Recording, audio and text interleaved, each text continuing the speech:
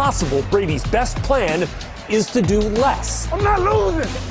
Is it possible the Titans' best plan is to ask Derrick Henry to do less? Crown him. No denying Baker Mayfield has learned to do more with less. Career low passing yards, career high passer rating. But how do you beat your nemesis without your head coach? We don't quit.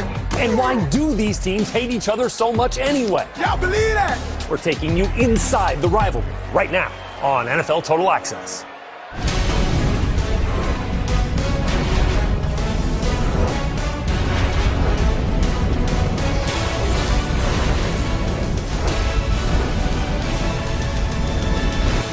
Hello, everybody. Welcome to NFL Total Access. I am Rhett Lewis. We are less than 48 hours until the kickoff of Super Wild Card weekend. We have some surprise additions to the injury report just ahead. Also ahead, Hall of Famer Terrell David, former NFL wideout Andrew Hawkins, and our former NFL Executive of the Year, Scott Pioli. All as we continue to get you ready for a wild card weekend, the likes of which we've never seen. Double dose of triple headers, 6 games, 2 days. What's at stake, though, remains the same. It's win or go home. And another obstacle now is Cleveland wrestles with that reality for the first time in 17 seasons. We start with NFL insider Ian Rappaport. Ian, COVID-19 again hitting the Browns today. What's the latest out there? Well, the Browns facility once again remained closed today, so no in-person practice or really practice of any kind, as has been the case all week. Everything the Browns did was virtual. This is their reality now. Hopefully for them, they can get back in the building tomorrow. But today it was not happening. So they also had some transactions as well as far as COVID-19 goes. Ronnie Harrison, starting safety for them, was placed on the COVID-19 reserve list, as was a practice squad player. They did have Andrew Sendeo was activated off the list. That is good news, but clearly they are not going to practice until they get a hold of this COVID-19 situation. We'll see if it's tomorrow or potentially if they have to go into the game without practicing. Important to know their game against the Steelers does, in fact, remain on. No change in schedule as of now. 8 players in total on the COVID-19 list currently for the Browns. Obviously, that could change ahead of the matchup with the Steelers on Sunday night. Our injuries also providing headlines for many teams ahead of this week's action, perhaps most notably here in L.A. with the Rams. Where do they stand particularly on offense? Well, let's start with Andrew Whitworth, the standout left tackle and one of the linchpins for the Rams for the last several years. He was officially activated off injured reserve today. That means he is going to play in their playoff game. Remember, had an MCL tear and a PCL injury. He is good to go there. For Jared Goff, the starting quarterback, he is going to be listed as questionable for the Rams. He did throw today. Remember, he had thumb surgery. The fact that he was able to throw, at least a good sign. Sean McVay said it was a good day for him. Another injury we have been tracking now, Juju Smith-Schuster was on the injury report today, did not practice with a knee injury. I'm told it's not a big deal as of now. He did take some time, some maintenance days during the season just to let that knee heal. We'll see if that was the case as well. Michael Thomas, the standout receiver for the New Orleans Saints, back at practice today. Also practiced yesterday on a limited basis as he recovers from that ankle injury. I'm told he should be good to go for the weekend. For Mike Evans, a little more unclear situation for the Tampa Bay Buccaneers standout receiver.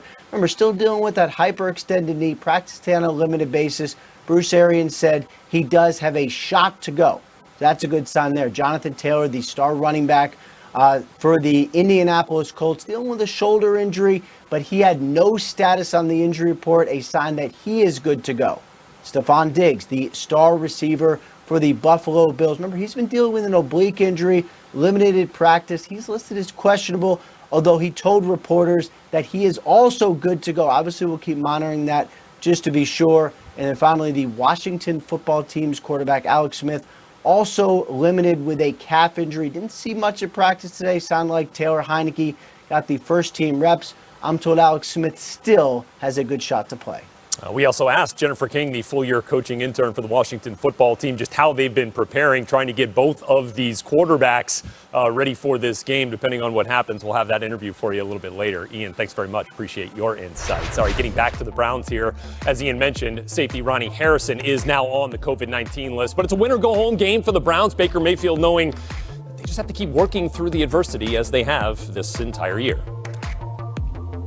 Just adapt and play. I mean, it's win or go home. So it's whoever we have out there, we're counting on them, and we believe in those people that are out there. So, we're still having to adjust and adapt, but just like last week, it's hitting the curveball and adjusting each day. Obviously, in these situations, it's always a team game. It's a team sport. So, it's going to take everybody to win these type of games, and you need everybody. And unfortunately, we have a couple guys out, and we got a couple guys back. But, you do need everybody. But, it's part of the game of this year, and other guys have to step up.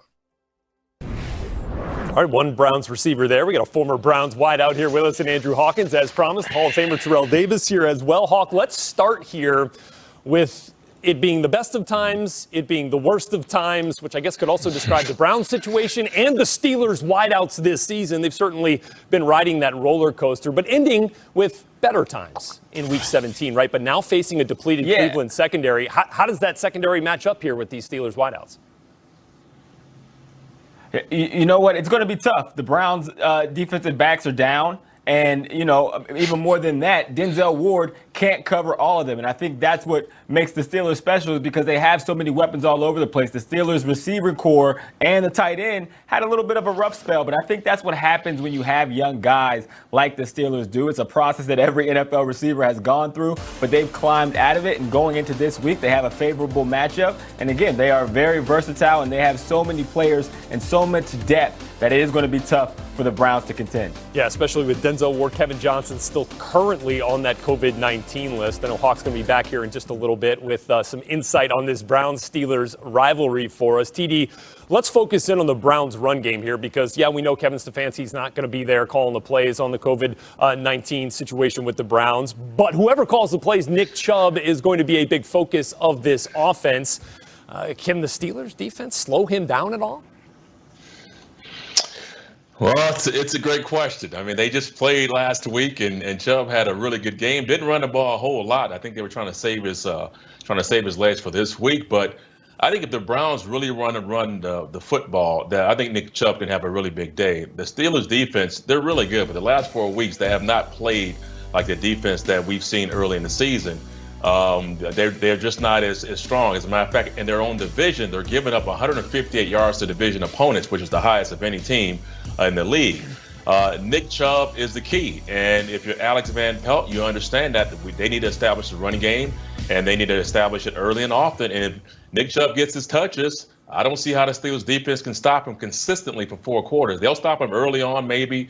But I think the wear and tear of the game as it goes on, I think Nick Chubb will get his. Chubb almost 8 yards a pop against the Steelers defense in Week 17. Certainly would love to lower that number a little bit here in this wild card weekend matchup. But also combining with Kareem Hunt, they've got 11-plus total touchdowns apiece. Okay, also looking on the wild card action for Saturday, Jared Goff practicing again today after returning from thumb surgery less than 2 weeks ago. Officially listed as questionable for their matchup against the Seahawks. That's the middle game of the Saturday triple header here on this Super Wild Card weekend. So back now with the guys here in TD.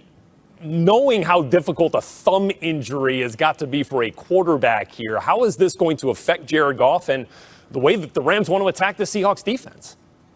Man, big time. Listen, I'm not a quarterback. I played running back, and I had that thumb injury. I've had to have it go in games where you're trying to squeeze a football. You have no feeling in that thumb. They shoot it up and numb it. And to me, it's not about whether it feels good or not. To me, it's functionality. Can he squeeze the football? Is he able to throw a football effectively with that thumb issue? And it's just to me, I think it's the pain and him not being able to do that from a mechanical standpoint is going to be a reason why I don't think he's going to play. If he does play, I think that's going to be a major issue for the Rams, and I just don't think it's a good thing for them. So I will be shocked if Jared Goff suits up and plays, because this thumb is not as offhand as his actual throwing hand. And to me, that thing is just too crucial, too important for a quarterback not to be 100%.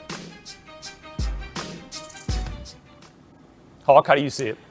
Yeah, I think he does play. I think this is a big game that he won't miss. I mean, I've seen the reports today. Robert Woods said he looked good slinging the rock around there. And I think he plays well. When Jared Goff is on, the Rams team are as good as they have ever been. And you know what? He has a better chance of staying clean this week because the O-line is together. Andrew Whitworth, the heart and soul of not only the offensive line, but this team, being the vet in that room, he's back this week. So I do think Jared Goff pushes it. I think he gets out there. And the biggest question I have is, can he push it down the field with that thumb? Because that's where the opportunity is for this Rams offense and their matchup going into the Super Wild Card weekend. Of course, great for Goff's cause. Wait. What do you got, TD? Hawk said Hawk is sitting there endorsing Jared Goff to play, but then he said he's concerned about him pushing the ball down the field. So to me, mechanically, he is not effective. He won't be effective if you're concerned about his down the field throws. And we're talking about him in practice throwing against air. Nobody's rushing him. Nobody's around him. That hand is clean. No one's banging that thumb. That's my concern with him in an actual game. And I get that, but he's I mean, to be honest, look at their offense anyway. Their receivers, what they do is they're yards after catch guys. They're dinking